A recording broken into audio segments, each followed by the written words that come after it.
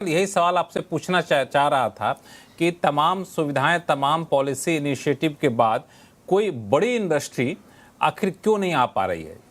आती भी है बड़ी इंडस्ट्री तो बहुत ही छोटे पैमाने पर आती है। किस बात का डर उन्हें सता रहा होता है?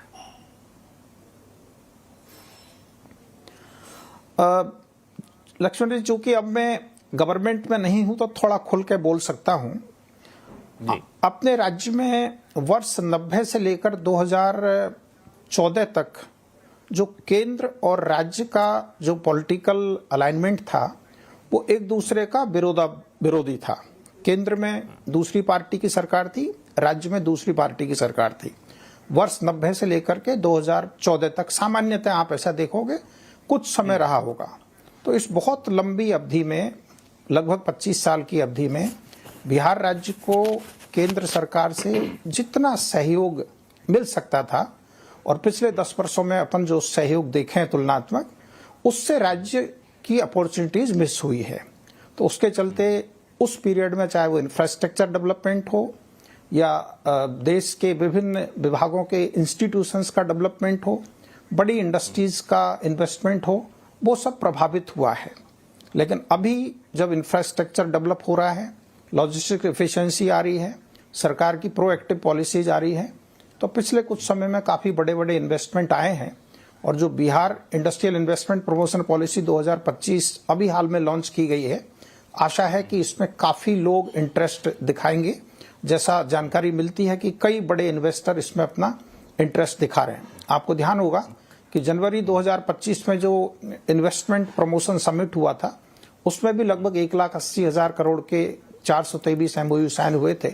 तो मेरे विचार से अब चूंकि इंफ्रास्ट्रक्चर रीजनेबली डेवलप हो गया है, पॉलिसीज बहुत सपोर्टिव और इंसेंटिव काफ़ी अच्छा है, तो आने वाले समय में मैं आशा करता हूं कि बहुत तेजी से बड़े इन्वेस्टमेंट आएंगे। और पिछले कुछ समय में पावर सेक्टर में और बाकी सोलर रिन्यूअल में आपने देखा होगा काफ़ी बड़े इन्वेस्टमेंट आए हैं।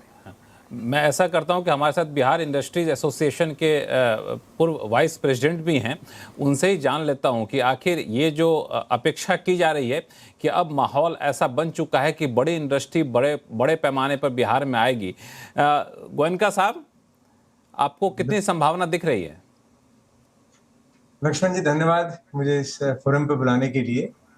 बेसिकली सर, जैसा मीना साहब ने कहा है कि बिहार का प्रोग्रेस हो जरूर रहा है, बट उसकी पेस बहुत छोटी है। हम एग्जांपल अगर दें सर, मैं एक सीधा जीएसडीपी से देते हैं कि अगर नेशनल जीएसडीपी 6 से 7% है तो बिहार की जीएसडीपी 12-13% रही है पिछले 10-12 सालों में। बट अभी भी हम 3% ही हैं टोटल कंट्री के। अगर 28 स्टेट में बांट लें तो सर हम नेशनल एवरेज, मतलब नीचे के पावदान से खड़े हैं। आज से 15 साल पहले वहीं थे, आज भी वहीं खड़े। मे भी इसका कारण क्या है कि सरकार पॉलिसी बनाती जरूर है, बट उसका इम्प्लीमेंटेशन जो है वो लेटर इन स्पिरिट में नहीं हो पाता। सरकार की मंशा जरूर कहीं ना कहीं रहती है कि हम इंडस्ट्री का विकास करें, लेकिन जो इंडस्ट्री को बेसिक चीजें चाहिए वो हमें मुहैया हो नहीं पाती हैं। हम उम्मीद करते हैं सरकार से कि हमारा निदान टाइम पे हो जाए, बट वो होता नहीं है सर। उसके लिए मीना साहब ने बहुत कोशिश की थी कि हम ग्रीवांस रिडर्सल को ऐसा बनाएंगे कि वो ग्रीवांस आपका तुरंत अटेंड हो जाए, बट कोशिश करने के बाद सर आज भी हम वहीं खड़े हैं। अब क्यों ये दिक्कत आ रही है ये हम नहीं कह सकते कि कहीं ना कहीं मेंटल एटीट्यूड में चेंज चाहिए। हमें जो हमारे बिहार में जो अप्रोच है, वो अप्रोच हमें लगता नहीं है कि सरकार की कोशिश है, इंडस्ट्री भी चाहती आए, लेकिन फिर भी हम आ नहीं पा रहे हैं। ये भी बहुत बड़ा कारण ये हो सकता है इंडस्ट्री को फोकस नहीं दिया गया अभी तक। हमारा बजट साइज ही सर 1% है टोटल बजट का। 3.25 लाख करोड़ का बजट है, उसमें 1% इंडस्ट्री का खाली बजट।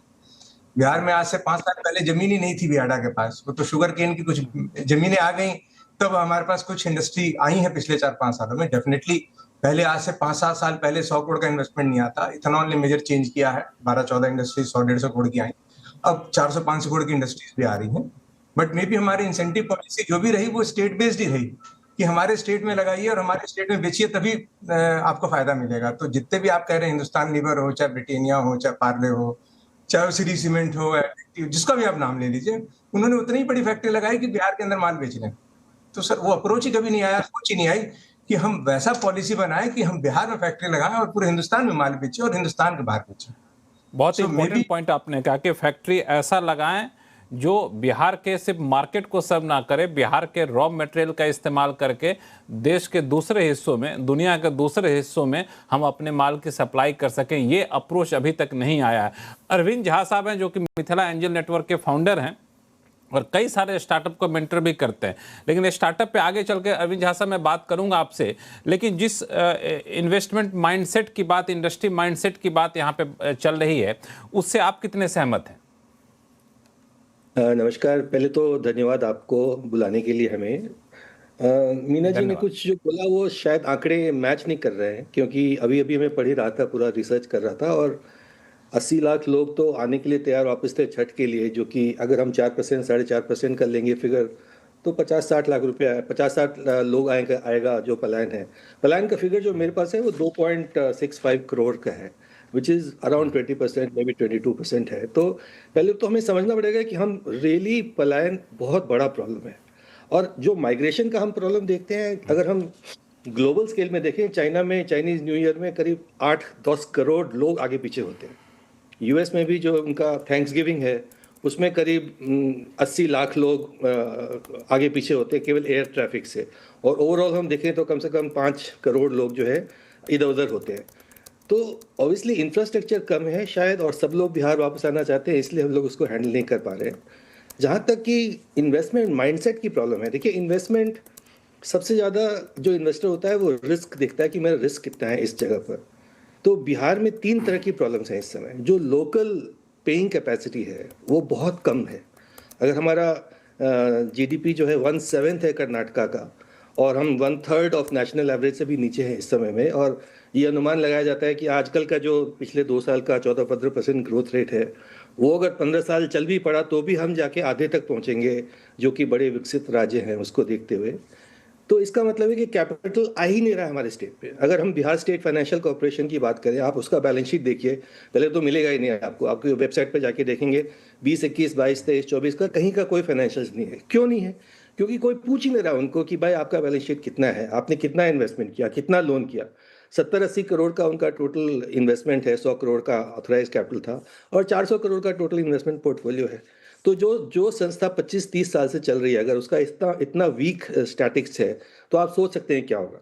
तो बाहर का इन्वेस्टर जो है पॉलिटिकल रिस्क की बात हम करते हैं हमेशा, उसको पॉलिटिकल रिस्क, लीगल रिस्क, जो थोड़ा बहुत प्रॉब्लम है, जो परसेप्शन का बहुत बड़ा नेगेटिव प्रॉब्लम है। हम तो देखते हैं कि स्टार्टअप में भी लोग सबसे पहले बोलते हैं कि आपको तकलीफ तो नहीं होती, आपको कोई रंगदारी तो नहीं मांगता, आपको कोई परेशानी तो नहीं करता वहाँ पे, अगर आप कुछ बढ़ जाओगे तो आपके स्टार्टअप्स को तंग तो नहीं करेंगे। तो एक सबसे बड़ा रिस्क ये है।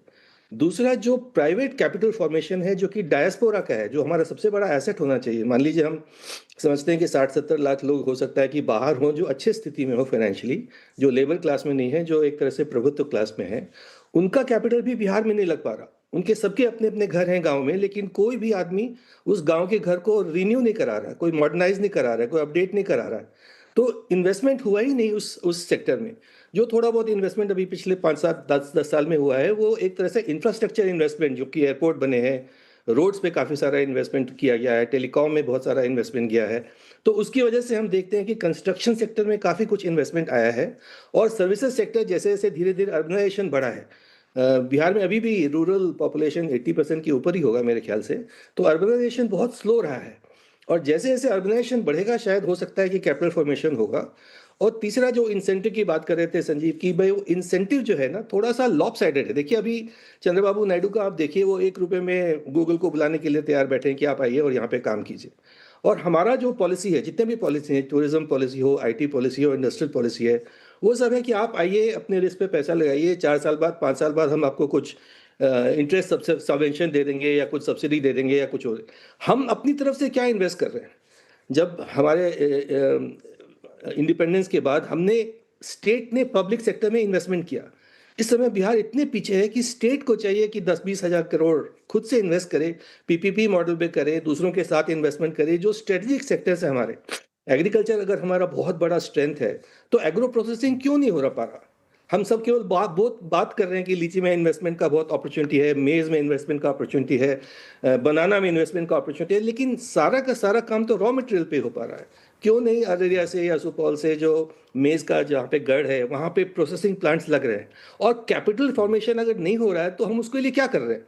नेशन का एक सिंगल फॉर्मेट हो गया हमारे यहाँ पे। हम सेबी की बात करें, सेबी भी रेगुलेशन अगर करता है, बोलता है कि ऑल्टरनेट इन्वेस्टमेंट फंड में एक मान लीजिए स्टार्टअप में इन्वेस्टमेंट करना है, उसका जो रिक्वायरमेंट है वो बिहार के लिए, यूपी के लिए, नॉर्थ ईस्ट स्टेट्स के लिए, बंगाल के लिए चलता ही नहीं है।